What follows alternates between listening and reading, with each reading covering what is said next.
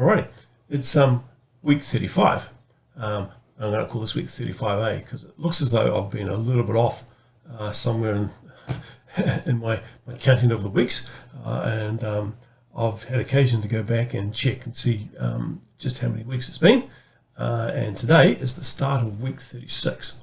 So my review is for week 35, but you'll see from the YouTube channel that I've already done a week 35 review, so this is going to be week 35A review. Anyway, the reason why I had to go back and check out how long it's been is because I finally started to get smart about how I'm organising my practice.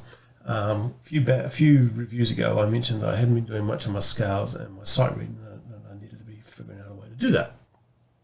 And so what I've done is I've come up with a practice plan, done an Excel spreadsheet, and that basically itemises out the amount of time I should be spending on the various components. So I've got 9 minutes for the first piece, 7 minutes for the second, 6 for the third, 5 minutes for scales, and 3 minutes for sight reading. And it comes to 30 minutes.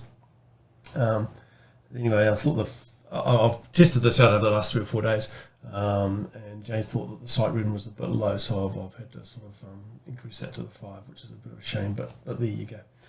But anyway, it randomly selects what scales I'm going to practice. Sorry, no, it doesn't randomly select what scale. It randomly selects what I'm going to do for sight reading, and I've got a new mechanism for randomly selecting my scales. So I'll just put all of the scales that I'm doing into here, and when I want to do one, basically a practice session, I just open up and I pull one out and I put it into this.